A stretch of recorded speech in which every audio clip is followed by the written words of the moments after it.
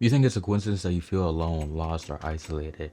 Friends, being a believer in Jesus Christ means you're called to be set apart, and this comes with the understanding that God has a plan for you, and that purpose is far greater than you can even imagine. However, not everyone is a child of God. It's only through being born again, accepting the gospel, accepting Christ, and repenting, and then we can truly be children of God. And as a child, we must understand that this period of isolation isn't punishment, it's preparation. Hebrews chapter 12, verse 6 to 8 highlights this by stating, "For the Lord disciplines the one he loves, and chastises every son whom he receives.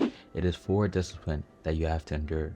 God is treating you as sons. For what son is there in whom his father does not discipline? If you are left without discipline, in which all have participated, then you're illegitimate children and not sons. I think we get caught up in all the blessings that we receive and forget that there's supposed to be periods of struggle and suffering. I know I'm guilty of it myself, but not only is it humbling, it comes with the understanding that we have to have a connection and our dependency relies on God. Because we start focusing on human tendency, we start thinking of our ways of doing things, our approach, and how our actions dictate what's best for us. Following God is not meant to be easy, that's the entire point, but submitting ourselves to God will not only benefit us in the long run, but in the immediate short term as well. Think of the Apostle Paul who pleaded with God saying to remove the thorn from his flesh, and God said, "My grace is sufficient for you."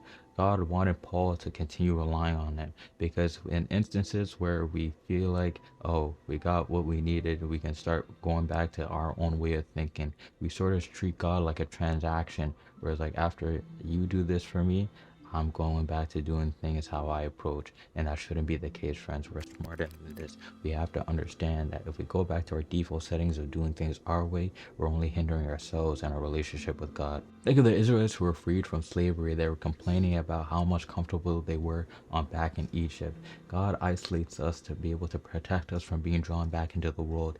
He knows our weaknesses, and he knows how vulnerable we are to being susceptible of being drawn back into the world and relying on our own intuitions as opposed to following his will and plan for us. Think of the one vice you have where you're constantly asking God to remove it or fix it for you. You have a debt that you cleared away and then another debt gets piled on.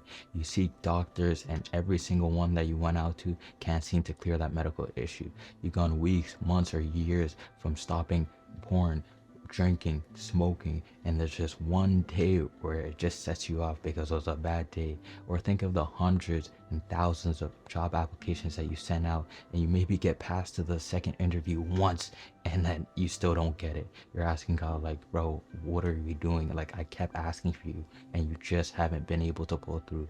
God's waiting. He knows that if he gives you that advice, you may be able to fall back into the world because you think, thanks God, I got it now. But that's not the case, friends. We have to rely on that sheer dependency of relying on God no matter what. And that's why it keeps us rooted and grounded and humbles ourselves to rely on that dependency to him. This is not to say that God won't fix those vices, but you have to think of the bigger picture and how his glory and his trusting his plan will actually benefit you. Like I said, not just in the long run, but immediately right now. Because it's so easy to focus on the dark days, but the dark days won't always last. The period of isolation is not the end of the story.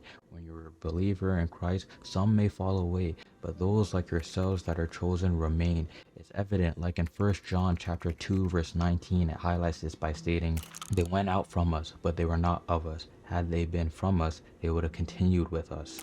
So let's flip the script and understanding why God's isolating us and understand that it's for our own benefit in the short and the long run. And once we begin to understand that, we'll come to acknowledge that this isolation isn't a punishment, but it's a power up. So friends, I thank you so much for watching this video. If it resonated with you, please leave a like and subscribe. Thank you always, and God bless.